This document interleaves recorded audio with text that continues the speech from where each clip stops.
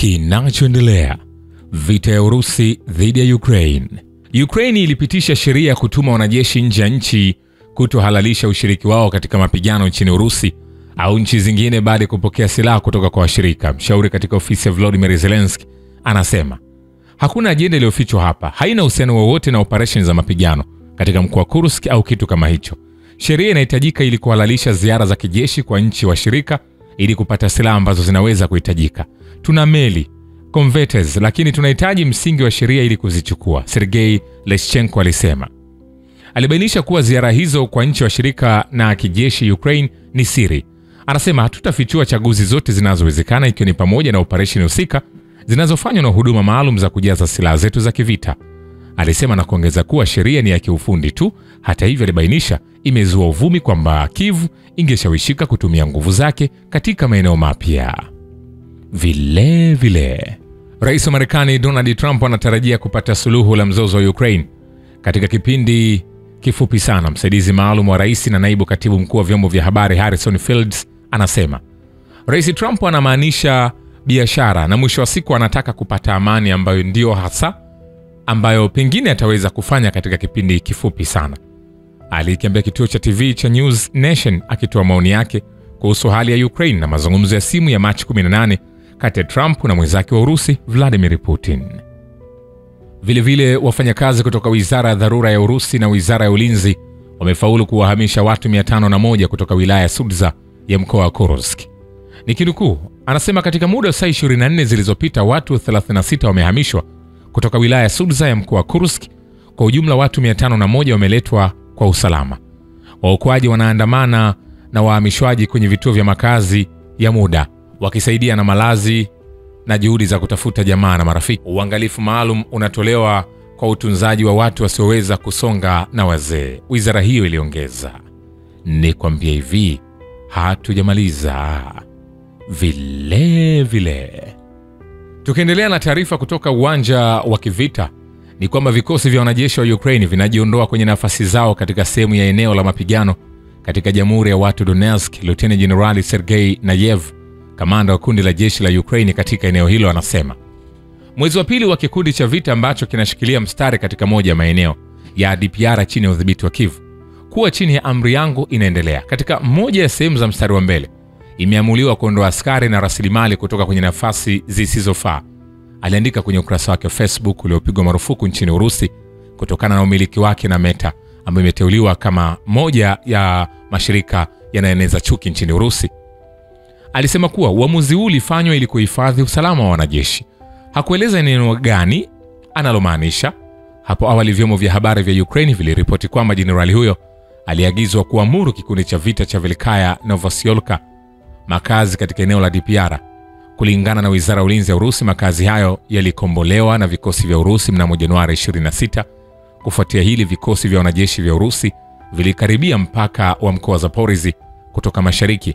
Mwenyekiti wa tume ya chama cha kiraia cha Urusi juu ya ukuu, miradi ya kizalendo na msaada wa veterani Vladimir Rogov alisema vile vikosi vya Urusi vimeshambulia vituo vya mafuta vilivyotumika kwa mahitaji ya jeshi la Ukraine katika siku iliyopita kwenye operesheni maalum ya kijeshi nchini Ukraine, Wizara ya Ulinzi ya Urusi imeripoti Jumanne.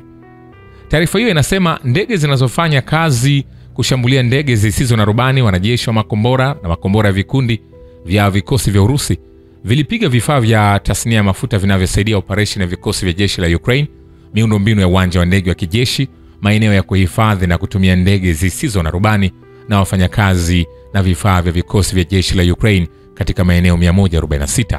Vile kundi la kaskazini la Urusi limesababisha vifo vya zaidi ya askari 35 wa wanajeshi wa Ukraine na kuharibu kituo cha vita cha Ukraine kwenye eneo lake la wajibikaji kwenye mkoa wa Kharkov.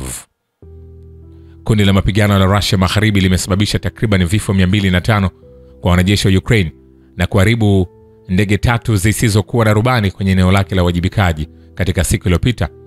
Na hiyo ilikuwa ni katika makazi ya Malaya Shapkovka, Mochanivoka, Radikovka, Shiokovka, Proletareskoe. Ni kwambia hivi, hatujamaliza. Vile wataalamu wa kutegua bomu wa Wizara ya Dharura ya Urusi wamepunguza vilipuzi zaidi ya 2000 katika mkoa wa Kursk, wizara hiyo imesema. Kulingana na wizara hiyo, wafanyakazi wake mara nyingi hujibu ripoti za ugunduzi wa submissions na drones za adui. Wao hupunguza milipuko hiyo ambayo ukutwa ardhini, na pia huweka mahitaji mengine ya usalama yanayohitajika ili kuhakikisha hapatokei dhahama yoyote. Nikwambie hivi, hatujamaliza. Vile vile, Kyiv na washirika wake wa Ulaya wana wasiwasi kwamba rais wa Marekani Donald Trump atajaribu kuwashurutisha katika makubaliano juu ya masharti ya Urusi. Shirika la habari la Bloomberg limeripoti usiku wa kuamkia hii leo, ambapo mazungumzo ya simu kati ya rais wa Urusi Vladimir Putin na Trump yatafanyika. Ilisema kwamba Trump atajaribu kuishawishi Kyiv kufanya amani kwa masharti ambayo yatakuwa ya manufaa kwa Urusi na kuiacha Ukraine ikiwa dhaifu na hatari kwa Kremlin katika siku zijazo. Wakosoaji wa rais wa Marekani wana wasiwasi kwamba Trump anaweza kutoa makubaliano kwa Urusi bila idhini ya Ukraine na kumweka rais Volodymyr Zelensky katika hali ya hatari.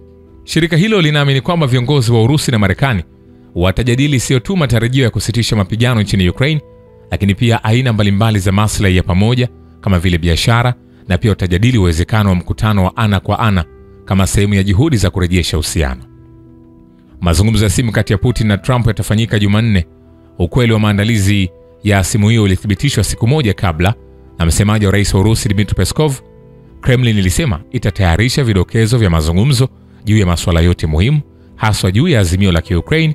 Trump pia aliwaambia waandishi wa habari kwamba anapanga kuzingatia masuala ya eneo na miundombinu katika mzozo wa Ukraine. Vile vile, kuongezeka kwingine kwa mvutano katika ukanda wa Gaza kunazua wasiwasi. Kremlin inatarajia hali kuingia katika njia ya amani. Msemaji wa rais wa Urusi Dmitry Peskov anawaambia waandishi wa habari, tunawafuatilia kwa karibu hali hiyo na bila shaka tunatarajia itarejea kwenye njia ya amani, alisema akitoa maoni yake kuhusu majibu ya Kremlin kwa shambulio la jeshi la anga la Israeli.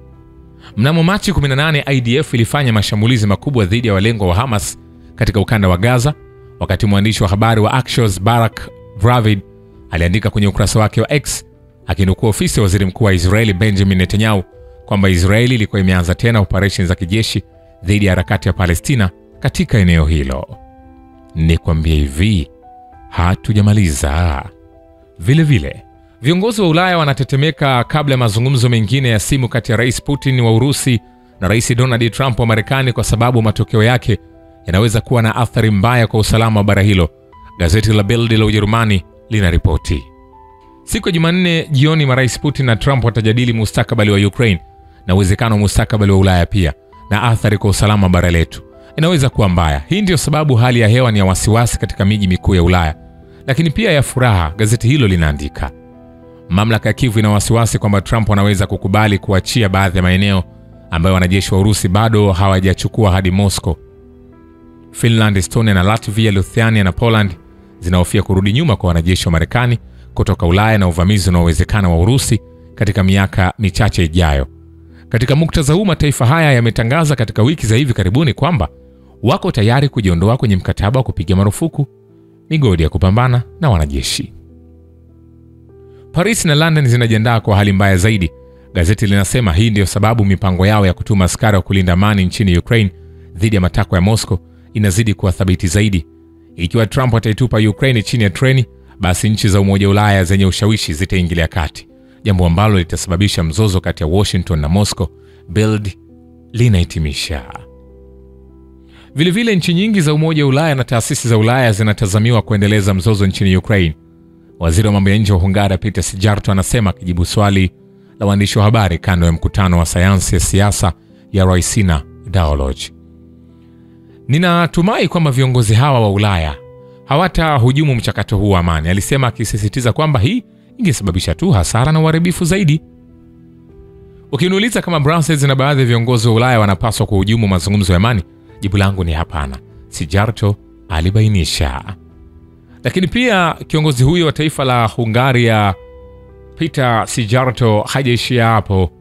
Yako mengine pia ambayo ameweza kuzungumza, na kubwa zaidi anasema Hungaria inatarajia mazungumzo ya Russia na Marekani kuhusu Ukraine kufanikiwa na amani kurejea Ulaya mara tu baada ya wiki 2. Natumai katika wiki chache tunaweza kusherehekea amani kurejea Ulaya ya kati, waziri huyo alisema, akizungumzia kuhusu mazungumzo ya kusitisha mapigano ya Ukraine. Tuna furaha sana kwamba mazungumzo haya yameanza. Tuna furaha kuona mazungumzo nchini Saudi Arabia, kati ya Marekani na Urusi, kati ya Marekani na Ukraine. Tunaweka matumaini makubwa kwenye mikutano hii na tunatumai kwamba usitishaji vita unaweza kuanzishwa haraka iwezekanavyo na mazungumzo ya amani yanaweza kuanzishwa haraka iwezekanavyo, kwa sababu tunataka amani irejee Ulaya ya Kati, Sijarto alibainisha. Alikumbuka kwamba tangu mwanzo mzozo huo serikali ya Hungaria ilitoa wito wa kusuluhishwa kwa amani na kutetea mazungumzo na Urusi. Vilevile takriban 76% ya Ukraine wanahisi kuchanganyikiwa, aibu, hasira na chuki dhidi ya mamlaka ya sasa ya Volodymyr Zelensky. Wengine 55% hawana imani na Volodymyr Zelensky, kulingana na matokeo ya uchunguzi uliofanywa na taasisi ya kimataifa ya sosiolojia Kyiv kati ya watu wazima 1000 wa Ukraine. Kwa hiyo, katika kujibu swali la kile wahojiwa wanahisi kuhusu mamlaka ya sasa, 32% wa Ukraine waliohojiwa walisema wanahisi kuchanganyikiwa, 17% walisema ni aibu, 16% walisema wana hasira na 11% walisema chuki.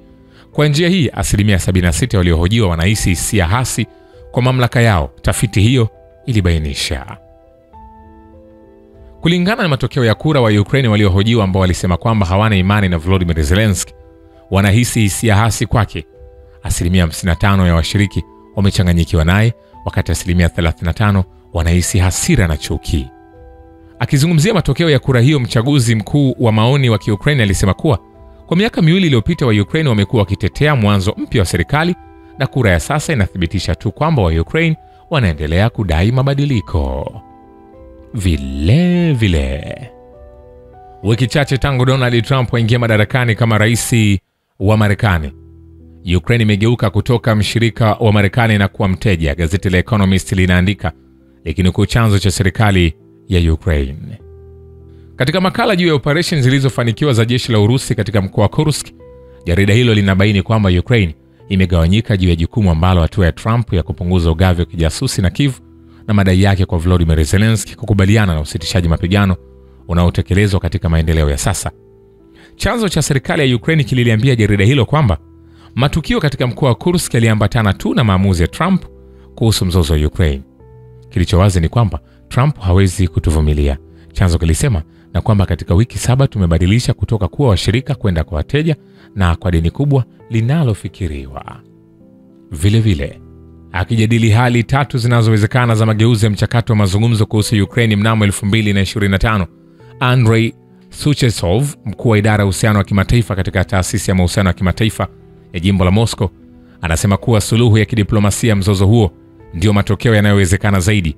Kwa maoni yake, kuhalalisha uhusiano kati ya Urusi na Marekani huku kukiwa na mzozo unaoendelea wa Ukraine kuna uwezekano mdogo, wakati kuvunjika kwa mazungumzo na kurejea kwa makabiliano ni hali inayowezekana zaidi. Ameshiriki hayo kwenye mazungumzo na waandishi wa habari. Anasema kuna hali 3 kuhusu mazungumzo ya azimio la Ukraine. La kwanza, ambalo linawezekana sana, linahusisha maendeleo kuelekea suluhu la kina la kisiasa. Kuna uwezekano kwamba hii inaweza kutekelezwa ifikapo 2025, kwani viongozi wa Urusi na Marekani wameonyesha nia kulifuatilia. Ukraine hata hivyo imejaribu kuepuka mazungumzo hayo ambayo yameweka wazi uungwaji mkono wa Ulaya juu ya uungaji mkono wao. Ili kuendeleza juhudi hizi na bila usaidizi kutoka Washington, Kyiv itajitahidi kudumisha upinzani wake.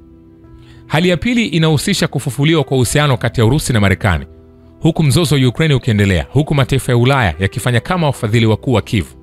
Ulaya inajiandaa kwa silaha mpya na inaweza kutumia hali ya Ukraine kununua muda wa mageuzi makubwa ya kijeshi. Hata hivyo, hali hii ina uwezekano mdogo kuliko ile ya kwanza, kwani Umoja wa Ulaya unasalia kuwa kigeugeu katika safu dhaifu ya kijeshi.